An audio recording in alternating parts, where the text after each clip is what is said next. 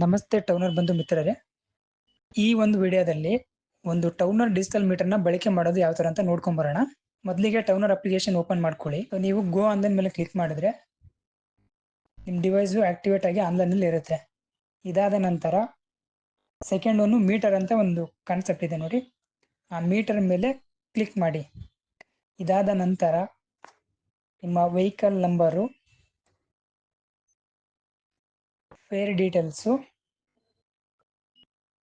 ಇದಾದ ನಂತರ ಓಡೋಮೀಟರ್ ಎಷ್ಟು ಓಡ್ತಾ ಇದೆ ಅಂತ ತೋರಿಸುತ್ತೆ.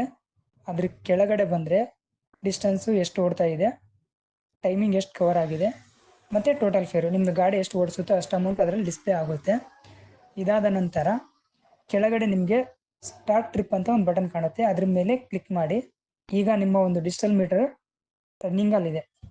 ಇವಾಗ ನೀವು ಎಷ್ಟು ಗಾಡಿ ಓಡಿಸ್ತಾ ಇದ್ದೀರೋ ಅಲ್ಲಿ ನಿಮಗೆ ಡಿಸ್ಟೆನ್ಸ್ ಎಷ್ಟು ಕವರ್ ಮಾಡಿದ್ರ ಒಂದು ಫಸ್ಟ್ ಒಂದು ಫೀಲ್ಡ್ ಇದೆಲ್ಲ ಡಿಸ್ಟೆನ್ಸ್ ಮೇಲೆ ತೋರಿಸುತ್ತೆ. ಇದಾದ ನಂತರ ನೀವು ಓಡಿಸ್ಬೇಕಾದ್ರೆ ಟೈಮಿಂಗ್ ಎಷ್ಟು ಕವರ್ ಆಗ್ತಾ ಇದೆ ಆ ಒಂದು ಡ್ಯೂರೇಷನ್ ಅಲ್ಲಿ ನಿಮ್ಗೆ ಟೈಮಿಂಗ್ ತೋರಿಸುತ್ತೆ.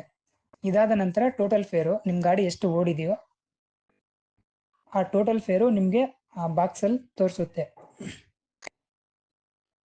ಇದಾದ ನಂತರ ಒಂದು ಎಂಡ್ ಟ್ರಿಪ್ ಅಂತಂದ್ರೆ ಕಸ್ಟಮರ್ ಇಳ್ಬೇಕಾದ್ರೆ ನೀವು ಎಂಡ್ ಕೊಟ್ರೆ ಟ್ರಿಪ್ಪು ಎಂಡ್ ಆಗುತ್ತೆ.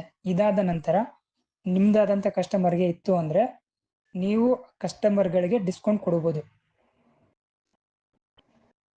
ಒಂದಲ್ಲಿ ಒಂದು ಆ್ಯಂಡ್ ಕನ್ವೆ ಚಾರ್ಜ್ ಇದೆ. ಈಗ ಸದ್ಯಕ್ಕೆ 10 ರೂಪಾಯಿ ಡಿಸ್ಕೌಂಟ್ ಕೊಟ್ಟಿದ್ದೀನಿ.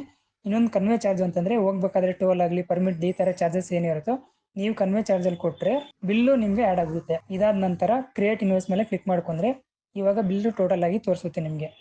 ಈ ಒಂದು ಬಿಲ್ಲಲ್ಲಿ ನೀವು ಎಲ್ಲಿ ಪಿಕ್ ಮಾಡಿದಾರ, ಎಲ್ಲಿ ಡ್ರಾಪ್ ಮಾಡಿದಾರ, ನಿಮ್ಮ ಡ್ರೈವರ್ ಡೀಟೇಲ್ಸು, ಕೆಳಗಡೆ ಬಂದರೆ ಒಂದು ಬುಕ್ಕಿಂಗ್ ಡೀಟೇಲ್ಸು, ಅದಾದ ನಂತರ ಟ್ರಿಪ್ ಡೀಟೇಲ್ಸು ಇಷ್ಟು ಇರುತ್ತೆ ನಿಮಗೆ. ಇದಾದ ನಂತರ ಒಂದು ಅಪ್ರೂವ್ ಪೇ ರಿಕ್ವೆಸ್ಟ್ ಮೇಲೆ ಕ್ಲಿಕ್ ಮಾಡಿ.